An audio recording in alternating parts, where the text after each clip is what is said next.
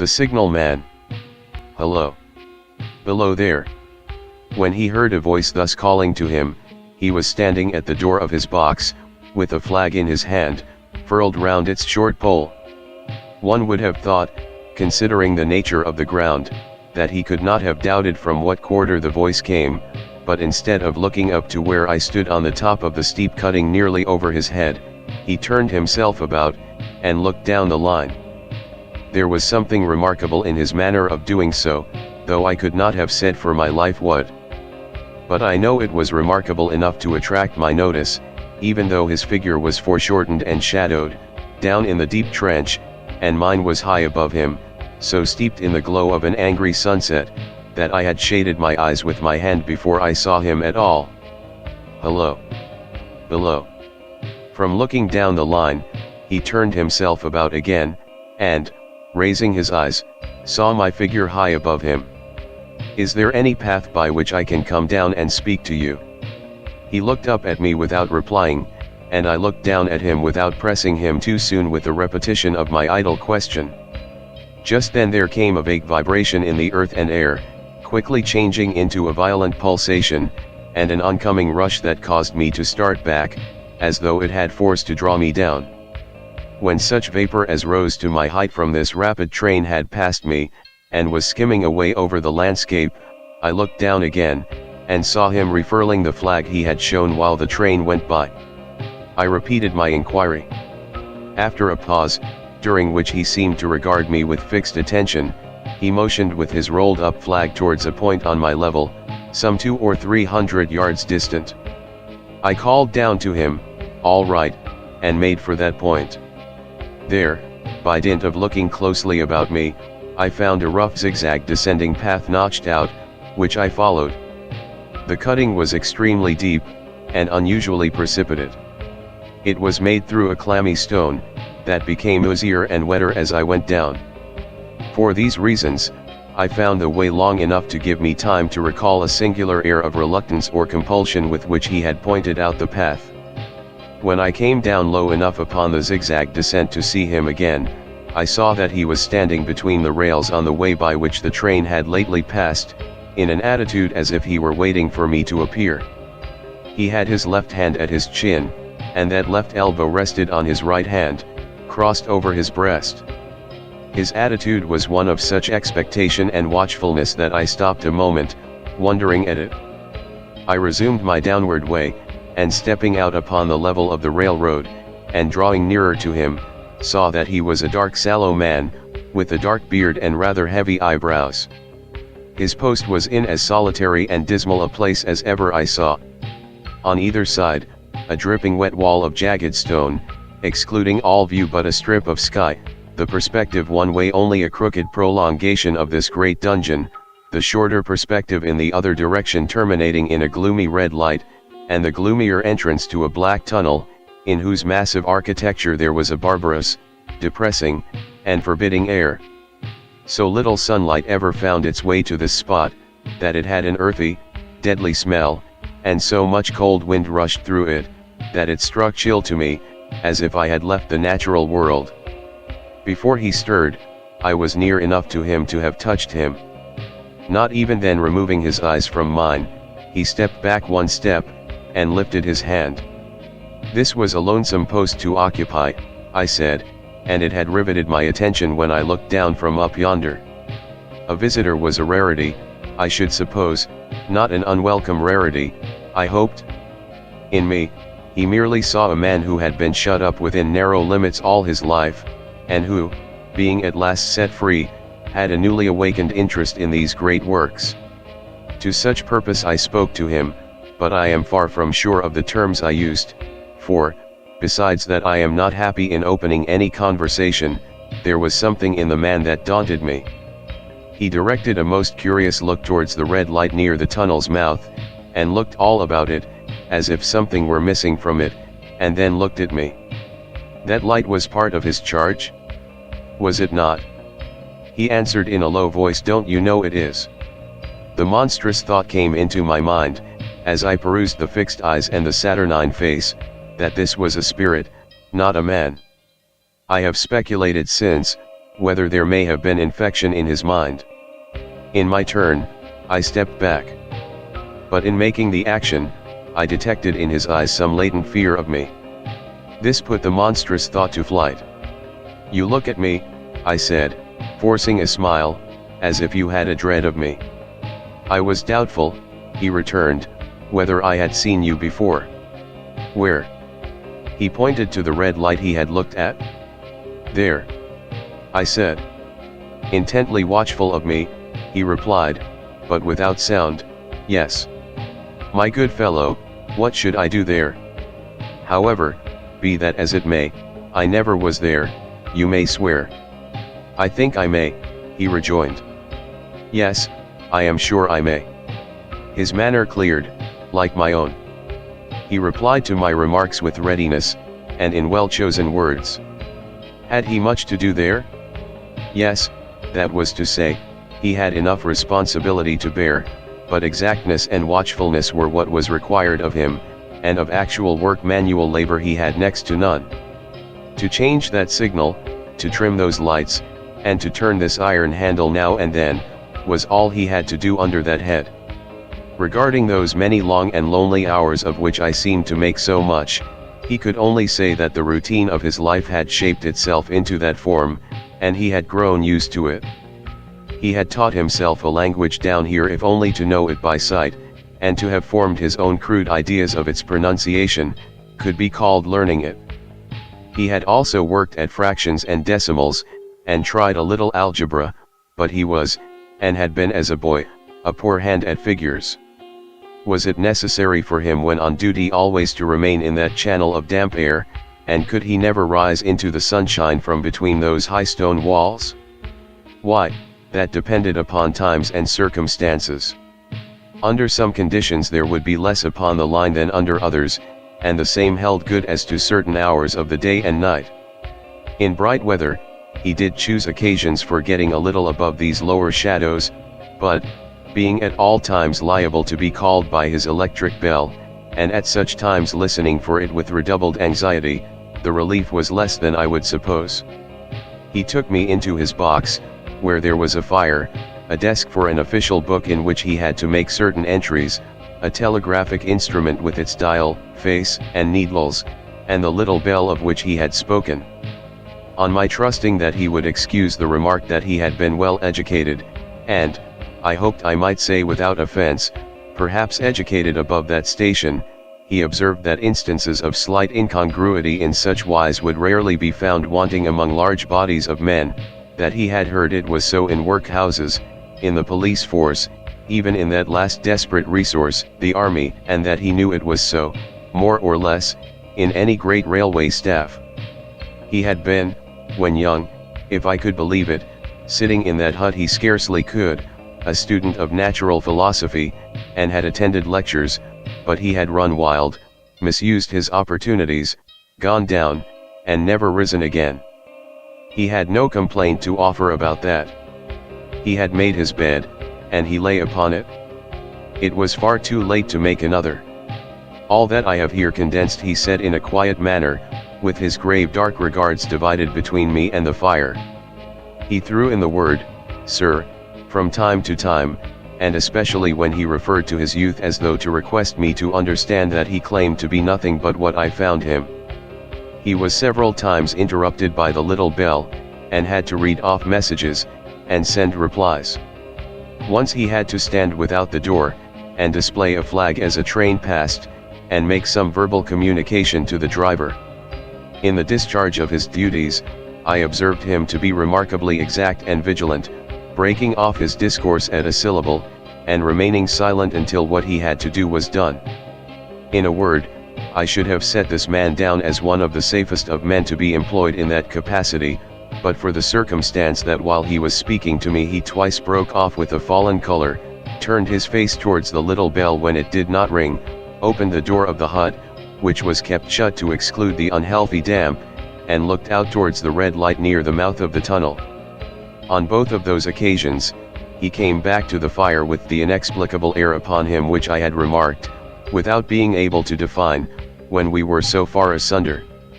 Said I, when I rose to leave him, You almost make me think that I have met with a contented man. I am afraid I must acknowledge that I said it to lead him on. I believe I used to be so, he rejoined, in the low voice in which he had first spoken, but I am troubled, sir, I am troubled. He would have recalled the words if he could. He had said them, however, and I took them up quickly. With what? What is your trouble? It is very difficult to impart, sir.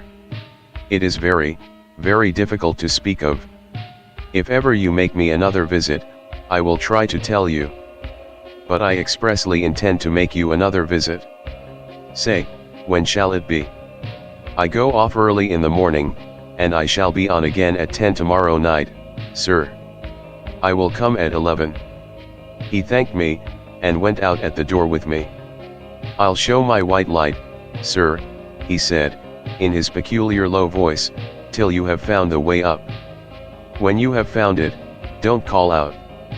And when you are at the top, don't call out. His manner seemed to make the place strike colder to me, but I said no more than, very well. And when you come down tomorrow night, don't call out. Let me ask you a parting question. What made you cry, hello? Below there, tonight? Heaven knows, said I cried something to that effect. Not to that effect, sir.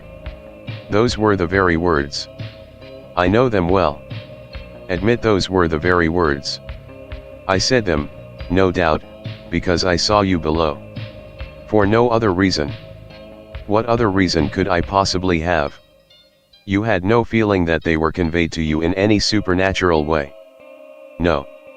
He wished me good night, and held up his light. I walked by the side of the down line of rails, with a very disagreeable sensation of a train coming behind me, until I found the path. It was easier to mount than to descend, and I got back to my inn without any adventure. Punctual to my appointment, I placed my foot on the first notch of the zigzag next night, as the distant clocks were striking 11. He was waiting for me at the bottom, with his white light on. I have not called out, I said, when we came close together, may I speak now? By all means, sir. Good night, then, and here's my hand. Good night, sir, and here's mine. With that we walked side by side to his box, entered it, closed the door, and sat down by the fire. I have made up my mind, sir, he began, bending forward as soon as we were seated, and speaking in a tone but a little above a whisper, that you shall not have to ask me twice what troubles me. I took you for someone else yesterday evening. That troubles me. That mistake. No. That someone else. Who is it? I don't know. Like me. I don't know. I never saw the face. The left arm is across the face, and the right arm is waved, violently waved. This way. I followed his action with my eyes, and it was the action of an arm gesticulating, with the utmost passion and vehemence, for God's sake, clear the way. One moonlight night, said the man, I was sitting here, when I heard a voice cry, hello. Below there. I started up, looked from that door, and saw this someone else standing by the red light near the tunnel, waving as I just now showed you. The voice seemed hoarse with shouting, and it cried, look out. Look out. And then attain, hello. Below there. Look out. I caught up my lamp, turned it on red, and ran towards the figure, calling, what's wrong? What has happened? Where? It stood just outside the blackness of the tunnel. I advanced so close upon it that I wondered at its keeping the sleeve across its eyes. I ran right up at it, and had my hand stretched out to pull the sleeve away, when it was gone. Into the tunnel, said I.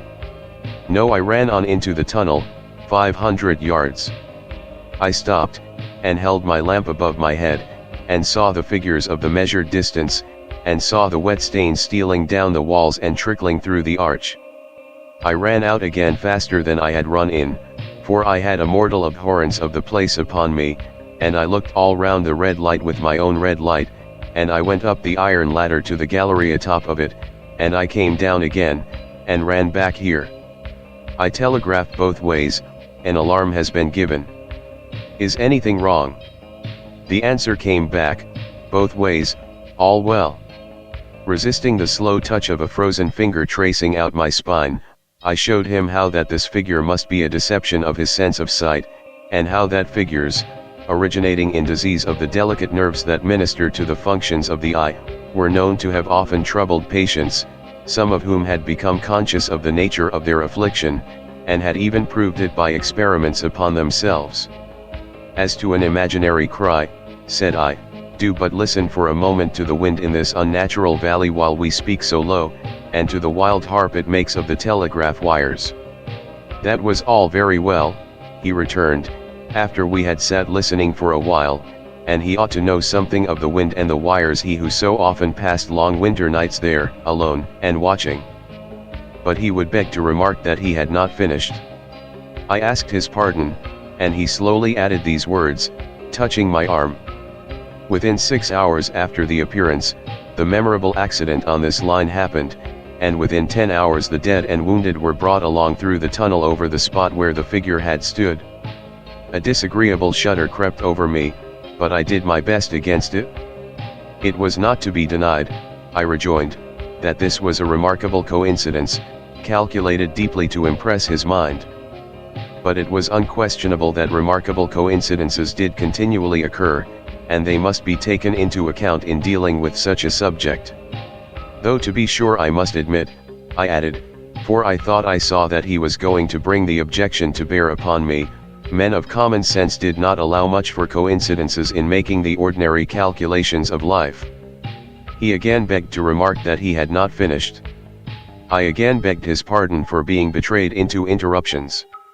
This, he said, again laying his hand upon my arm, and glancing over his shoulder with hollow eyes, was just a year ago. 6 or 7 months passed, and I had recovered from the surprise and shock, when one morning, as the day was breaking, I, standing at the door, looked towards the red light, and saw the spectre again. He stopped, with a fixed look at me. Did it cry out? No. It was silent. Did it wave its arm? No. It leaned against the shaft of the light, with both hands before the face. Like this. Once more I followed his action with my eyes. It was an action of mourning. I have seen such an attitude in stone figures on tombs. Did you go up to it? I came in and sat down, partly to collect my thoughts, partly because it had turned me faint. When I went to the door again, daylight was above me, and the ghost was gone. But nothing followed. Nothing came of this.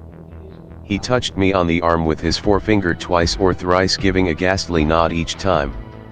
That very day, as a train came out of the tunnel, I noticed, at a carriage window on my side, what looked like a confusion of hands and heads, and something waved. I saw it just in time to signal the driver, stop. He shut off, and put his brake on, but the train drifted past here 150 yards or more. I ran after it, and, as I went along, heard terrible screams and cries. A beautiful young lady had died instantaneously in one of the compartments, and was brought in here, and laid down on this floor between us.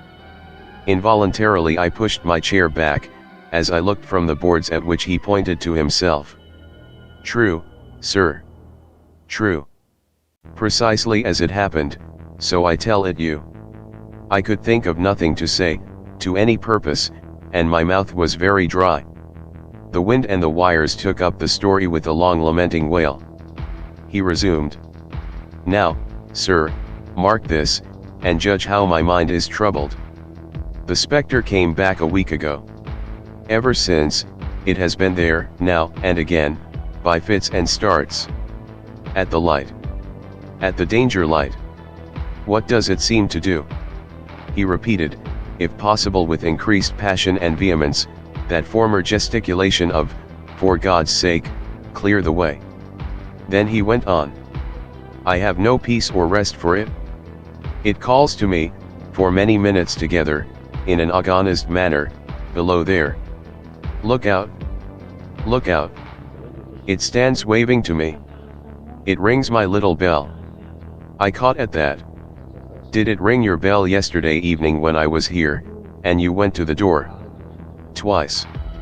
"Why, see," said I, "how your imagination misleads you.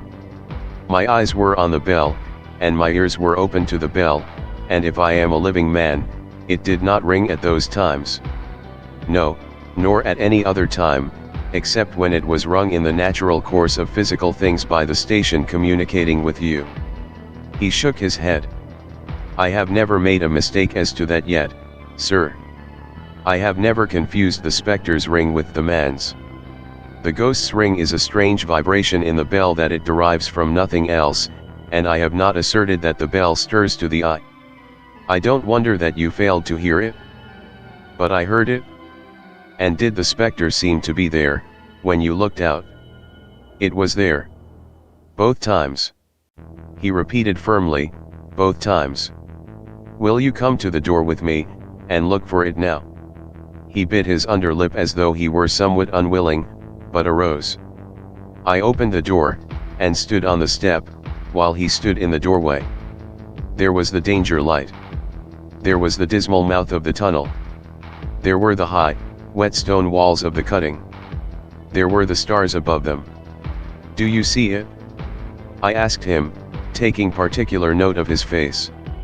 His eyes were prominent and strained, but not very much more so, perhaps, than my own had been when I had directed them earnestly towards the same spot. "No," he answered. "It is not there." "Agreed," said I. We went in again, shut the door, and resumed our seats. I was thinking how best to improve this advantage, if it might be called one, when he took up the conversation in such a matter-of-course way, so assuming that there could be no serious question of fact between us, that I felt myself placed in the weakest of positions. "By this time you will fully understand, sir," he said, "that what troubles me so dreadfully is the question, what does the spectre mean?" I was not sure, I told him, that I did fully understand. "What is its warning against?" he said, ruminating, with his eyes on the fire, and only by times turning them on me. "What is the danger? Where is the danger?" "There is danger overhanging somewhere on the line. Some dreadful calamity will happen. It is not to be doubted this third time, after what has gone before. But surely this is a cruel haunting of me. What can I do?" He pulled out his handkerchief, and wiped the drops from his heated forehead. "If I telegraph danger, on either side of me, or on both, I can give no reason for it," he went on, wiping the palms of his hands. "I should get into trouble, and do no good. They would think I was mad. This is the way it would work: message, danger. Take care. Answer, what danger? Where? Message, don't know. But, for God's sake, take care. They would displace me. What else could they do?" His pain of mind was most pitiable to see. It was the mental torture of a conscientious man, oppressed beyond endurance by an unintelligible responsibility involving life. When it first stood under the danger light, he went on, putting his dark hair back from his head, and drawing his hands outward across and across his temples in an extremity of feverish distress, "Why not tell me where that accident was to happen if it must happen? Why not tell me how it could be averted if it could have been averted? When on its second coming it hit its face, why not tell me, instead, she is going to die? Let them keep her at home. If it came, on those two occasions, only to show me that its warnings were true, and so to prepare me for the third, why not warn me plainly now? And I, Lord help me, a mere poor signal man on this solitary station. Why not go to somebody with credit to be believed, and power to act? When I saw him in this state, I saw that for the poor man's sake, as well as for the public safety, what I had to do for the time was to compose his mind. Therefore, setting aside all question of reality or unreality between us, I represented to him that whoever thoroughly discharged his duty must do well, and that at least it was his comfort that he understood his duty, though he did not understand these confounding appearances. In this effort I succeeded far better than in the attempt to reason him out of his conviction. He became calm. The occupations incidental to his post as the night advanced began to make larger demands on his attention, and I left him at 2 in the morning. I had offered to stay through the night, but he would not hear of it. That I more than once looked back at the red light as I ascended the pathway, that I did not like the red light, and that I should have slept but poorly if my bed had been under it, I see no reason to conceal. Nor did I like the 2 sequences of the accident and the dead girl. I see no reason to conceal that either. But what ran most in my thoughts was the consideration how ought I to act, having become the recipient of this disclosure. I had proved the man to be intelligent, vigilant, painstaking, and exact, but how long might he remain so, in his state of mind? Though in a subordinate position, still he held a most important trust, and would I, for instance, like to stake my own life on the chances of his continuing to execute it with precision?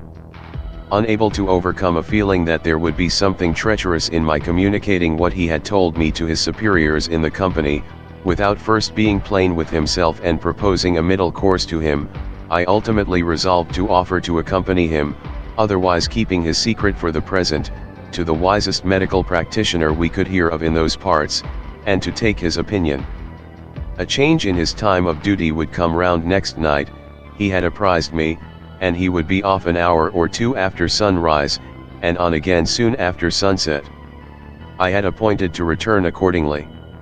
Next evening was a lovely evening, and I walked out early to enjoy it. The sun was not yet quite down when I traversed the field path near the top of the deep cutting.